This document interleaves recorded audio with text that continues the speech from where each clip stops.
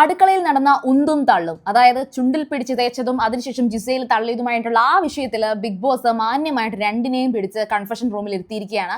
അതിനുശേഷം big boss ലൈവിൽ സംസാരിച്ച എല്ലാ കാര്യങ്ങളുമാണ് ഞാനിപ്പോൾ പറയാൻ പോകുന്നത്. ബിഗ് ബോസ് ആദ്യം തന്നെ പറയുന്നുണ്ട്, മറ്റു സീസണെക്കാട്ടിയും ഇത് ഈസി അല്ല, ഇത് 7ന്റെ പണിയാണ്, പ്രൊമോയൊക്കെ നിങ്ങളും കണ്ടിരുന്നുവല്ലോ എന്നൊക്കെ ചോദിക്കുന്നുണ്ട്. അപ്പോൾ ഇതെല്ലാം ഈ 7ന്റെ പണി അത് എടുത്തു കേൾക്കുക. 7ന്റെ പണി സമ്മതിച്ച് ഒപ്പിട്ട് വന്നിട്ടുള്ളവരാണ് ഇവരെല്ലാവരും. അതുകൊണ്ട് തന്നെ ഈ ബിഗ് ബോസ് ഹൗസിനകത്ത് എന്ത് അങ്ങോട്ടും ഇങ്ങോട്ടും നടന്നാലും ശരി, കൂടുതൽ നമ്മൾ കിടന്ന് അയ്യോ അങ്ങനെ ചെയ്തേ എന്ന് പറയണ്ട. ഈവൻ അനുമോളെ ചെയ്താലും, അനുമോളെ ആരെങ്കിലും പറഞ്ഞാലും ടാർഗറ്റ് ചെയ്താലും അത് പറയണ്ട. അതിനെ ഗെയിമായിട്ട് തന്നെയാണ് നമ്മളും വിലയിരുത്തേണ്ടത്. ഞാൻ അതുകൊണ്ടാണ് പറഞ്ഞത് ഈ സീസണിൽ ഇതുവരെ ഉള്ളതിൽ ഏറ്റവും നല്ല ഗെയിമർ എന്ന് പറയുന്നത് അനുമോളാണ്. അതുപോലെ തന്നെ അനീഷിന് കിട്ടുന്ന അറ്റാക്ക് വെച്ചിട്ടും അനീഷിനെ ഒറ്റപ്പെടുത്തുന്നത് വെച്ചിട്ട് അനീഷും നല്ലൊരു ഗെയിമറാണെന്ന് പറയുന്നത് കൊണ്ടാണ്. പിന്നെ അതുപോലെ ബിഗ് ബോസിൽ ഏറ്റവും കൂടുതൽ ആക്റ്റീവായിട്ട് ഓരോ കാര്യങ്ങൾ ചെയ്യുന്നത്, അത് നല്ലതോ തെറ്റോ ആയിക്കോട്ടെ, അത് ജിസയിലാണ്. ഈ പറയുന്ന കാര്യങ്ങളിലൊന്നും ഒരു തർക്കവുമില്ല. അപ്പോൾ ഈ പറയുന്നതിൽ അഭിപ്രായ വ്യത്യാസങ്ങൾ ഉണ്ടാകാം, വഴക്കുണ്ടാകാം, കോമ്പറ്റീഷൻസ് ആകുമ്പോൾ എന്തായാലും ശരി അങ്ങോട്ടും ഇങ്ങോട്ടും ശത്രുതയുണ്ടാകും, കോമ്പറ്റീഷനാണ്. പക്ഷേ അടിക്കാൻ പാടില്ല. ഇത്തരത്തിലുള്ള നിയമങ്ങൾ എല്ലാവർക്കും അറിയാം എന്ന് ഞാൻ വിശ്വസിക്കുന്നു. ആ ഒരു നിയമത്തെക്കുറിച്ച് ബിഗ് ബോസ് പറഞ്ഞു കൊടുക്കുകയാണ്. ആരും തന്നെ ശാരീരികമായിട്ട് ആരെയും ഉപദ്രവിക്കരുത്. അതിനോടൊപ്പം ബിഗ് ബോസ് പറയുന്ന മറ്റൊരു കാര്യം എന്ന് വെച്ചാൽ, ഇതൊരു TV ഷോ ആണ് എന്നുകൂടി ഓർക്കുക. ഇത് കഴിഞ്ഞിട്ട് നിങ്ങൾക്ക് ഓരോരുത്തർക്കും ലൈഫ് ഉണ്ട് എന്നുകൂടി ഓർക്കുക. അങ്ങനെ ആ ഒരു കാര്യങ്ങളൊക്കെ ബിഗ് ബോസ് ലിവിങ് ഏരിയയിൽ പറയുകയാണ്. അതിനുശേഷമാണ് ഈ പറഞ്ഞ കാര്യങ്ങളൊക്കെ പറഞ്ഞതിന് ശേഷമാണ് അനുമോളെയും ജിസേലിനെയും കൺഫഷൻ റൂമിലേക്ക് വിളിക്കുന്നത്. അവർ മാത്രമായിട്ട് ബിഗ് ബോസിന് സംസാരിക്കാൻ പോവുകയാണ്. അതിൽ ബിഗ് ബോസ് പറയുന്നുണ്ട്, ഇവിടെ അത്തരത്തിലൊരു ഫിസിക്കൽ അസോൾട്ട്, അടിയോ കുത്തോ വെട്ടോ അങ്ങനെ ഉണ്ടെങ്കിൽ ഉറപ്പായിട്ടും ഇതിന്റെ ക്രിയേറ്റേഴ്സിന് അതിനകത്ത് നടപടി എടുക്കണം. കാരണം പ്രേക്ഷകർക്ക് മുന്നിൽ അതൊരു ബാധ്യതയാണ്. പ്രേക്ഷകരോടുള്ള ഒരു പ്രോമിസ് ഉണ്ട്, അതനുസരിച്ച് അവർക്ക് ചെയ്യണം. അതിനായിട്ട് അവർക്കൊരു ബോർഡുണ്ട്. അപ്പോൾ ജിസേലിനടുത്തും ബിഗ് ബോസ് ചോദിക്കുന്നുണ്ട്, ജിസേലിനടുത്തും അനുമോളടുത്തും ബിഗ് ബോസ് ചോദിക്കുന്നുണ്ട്, നിങ്ങൾ അങ്ങോട്ടും ഇങ്ങോട്ടും അടിച്ചോ പിടിച്ചോ എന്നൊക്കെ ചോദിക്കുകയാണ്. അപ്പോൾ ജിസേൽ പറഞ്ഞ വാക്കുകൾ ശരിക്കും പറഞ്ഞാൽ അത് കാണിക്കേണ്ട രീതിയിൽ തന്നെ കാണിക്കണം. അതായത് ജിസേൽ പറഞ്ഞത് ഇങ്ങനെയാണ്, അവിടെ എന്നെ ഇങ്ങനെ പിടിച്ചിട്ട് ഇങ്ങനെ തേച്ചു എന്ന് പറയുന്നുണ്ട്. ഇങ്ങനെ പിടിച്ചിട്ട് തേച്ചത് നിങ്ങൾ ആരെങ്കിലും ലൈവിൽ കണ്ടോ? ഞാൻ കണ്ടില്ല. ജിസേലിനെ അനുമോൾ ചെയ്തത് വളരെ അൺഎക്സ്പെക്റ്റഡ് ആയിട്ട് ആ ടിഷ്യൂ പേപ്പർ എടുത്തിട്ടും കാരണം ഹൈറ്റ് ഇല്ലാത്തത് കൊണ്ട് തന്നെ ജിസേലിന്റെ മുഖത്ത് നിന്ന് ആ ചുണ്ടിന്ന് ഇതിങ്ങനെ തേക്കുന്നുണ്ട്. ഓഫ് കോഴ്സ് ജിസേലിനെ അങ്ങനെ ചെയ്തത് തെറ്റ്, ഓഫ് കോഴ്സ് തെറ്റ്. കാരണം എന്ന് വെച്ചാൽ ജിസേലിന്റെ അനുവാദമില്ലാതെ ജിസേലിന്റെ ചുണ്ടിൽ ടിഷ്യൂ പേപ്പർ തൊടാൻ അനുമോളെടുത്ത് ആര് പറഞ്ഞു? അനുമോൾ ചെയ്തത് തെറ്റ്. അത് ചോദിക്കുമ്പോൾ അനുമോൾ പറയുന്നത്, അല്ലാതെ ചോദിച്ചാൽ ജിസേൽ മുഖം കാണിച്ച് തരത്തില്ലല്ലോ ലിപ്സ്റ്റിക്ക് തോണ്ടിയെടുക്കാൻ എന്ന് അനുമോൾ പറയുന്നുണ്ട്. ആ പറഞ്ഞതൊക്കെ തമാശയായിട്ടോ അല്ലെങ്കിൽ ആ പറഞ്ഞതൊക്കെ അനുമോളുടെ ഒരു വക്രബുദ്ധിയും ഗെയിമും ആയിട്ടോ നമുക്ക് കളയാം. പക്ഷേ ചെയ്തത് തെറ്റ്.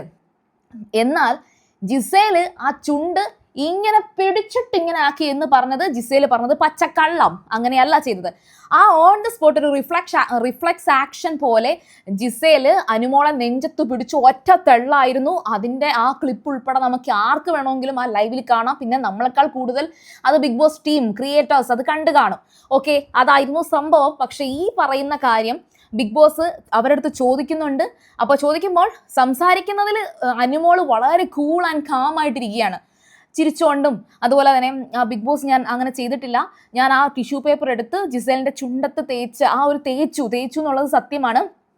ഞാൻ ചെയ്ത തെറ്റിന് ഞാൻ ഇവിടെ വെച്ച് സോറി പറയാൻ തയ്യാറാണ് ജിസേൽ, ഞാൻ സോറി പറയുന്നു എന്ന് അനുമോൾ പറയുന്നുണ്ട്. അപ്പോൾ ജിസേലിന് അത് പറ്റത്തില്ല. ജിസേൽ ബിഗ് ബോസിനെ വെല്ലുവിളിക്കുന്ന പോലെയും ബിഗ് ബോസിനെ ചോദ്യം ചെയ്യുന്നത് പോലെയാണ് എനിക്ക് ഫീൽ ചെയ്തത്. ബിഗ് ബോസിനോട് ചോദിക്കുന്നു, ബിഗ് ബോസ് ഇത് 2ാമത്തെ തവണയാണ്, ആദ്യത്തെ തവണ എന്നെ ഇവൾ അടിച്ചതിന് ഒരു നടപടിയും ഉണ്ടായിട്ടില്ല, എന്നിട്ട് ഇപ്പോൾ അതിനൊന്നും ആരും ഒന്നും ചോദിച്ചിട്ടില്ല, ഇപ്പോൾ ഇതേ വീണ്ടും എന്നെ ഉപദ്രവിച്ചിരിക്കുകയാണ്, എന്നെ ഇങ്ങനെ പിടിച്ചു ഇങ്ങനെ തേച്ചു എന്ന് പറയുന്നുണ്ട്.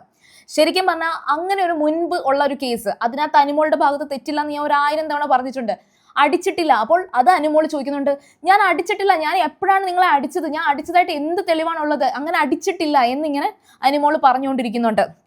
അതിനുശേഷം ഈ പുറത്ത് വേറൊരു സംസാരം ഷൈത്തയും ആദിലയും നൂറയും തമ്മിൽ സംസാരിച്ചിട്ടുണ്ടായിരുന്നു. അതായത് ഈ സർജറി ഒക്കെ ചെയ്ത ചുണ്ടല്ലേ ഇങ്ങനെ ആക്കിയപ്പോൾ നൊന്ത് കാണും എന്നൊക്കെ ഒരു ഡയലോഗിനകത്ത് പറഞ്ഞിട്ടുണ്ട് കേട്ടോ. അപ്പോൾ അത് ഈ ലൈവ് കംപ്ലീറ്റ് ആയിട്ട് അപ് ടു ഡേറ്റ് കൊണ്ടുവന്ന് തരുമ്പോഴത്തേക്കുള്ള ഒരു ടൈമിൻ്റെ ഒരു കൺജഷൻ ഉണ്ടായതുകൊണ്ടാണ് എല്ലാ കാര്യങ്ങളും പറയാൻ വിട്ടുപോകുന്നത്.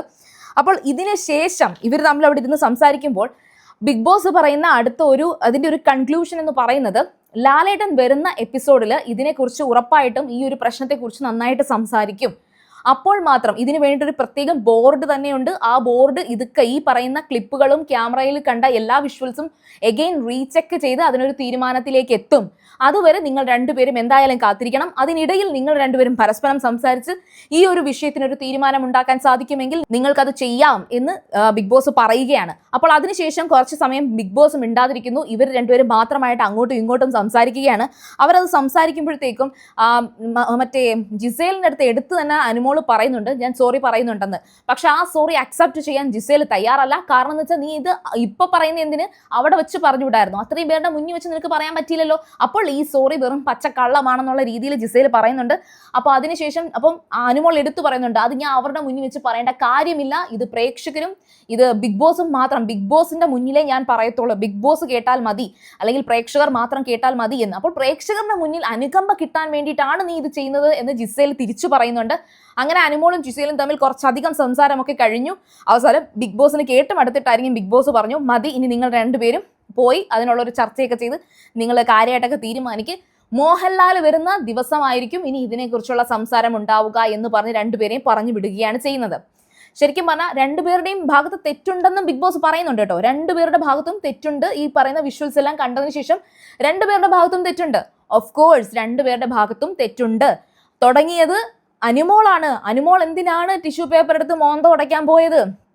അനുമോൾ ആ അവസ്ഥയിലേക്ക് അനുമോൾ വന്നതിന്റെ റീസൺ നീ ഒന്ന് തെളിയിക്ക്, നീ ഒന്ന് കണ്ടുപിടിക്ക് എന്ന് പറഞ്ഞ് ജിസേല് പിന്നാലെ നടന്ന് ചൊറിഞ്ഞായിരുന്നു. അതിന് പേരില് എന്തൊക്കെ സംഭവിച്ചാലും അത് ആദില പലതവണ പറയുന്നുണ്ട്, എന്തൊക്കെ ആയിക്കോട്ടെ, ചീത്ത വിളിക്കുന്നതും ഇത് ഒഴിച്ച്, അത് രേണുസുധിയും പറയുന്നുണ്ട്, ബാക്കി എന്തും നിങ്ങൾക്ക് ചെയ്യാം, എന്തും നിങ്ങൾക്ക് പറയാം, പക്ഷെ അടിക്കുന്ന എന്തിനാണ്? അടിക്കുക മീൻസ് തൊടുന്ന എന്തിനാണ്?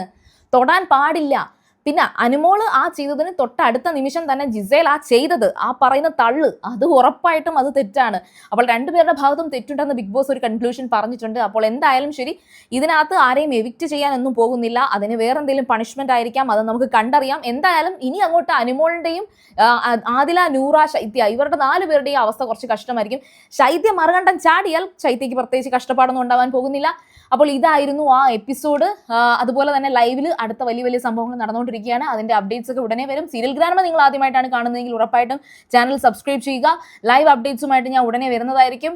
വീഡിയോ ഇഷ്ടപ്പെട്ടാൽ ലൈക്ക് ചെയ്യുക, ഷെയർ ചെയ്യുക, കമന്റ് ചെയ്യുക. അപ്പോൾ ഞാൻ പോയി വരാം. ബൈ.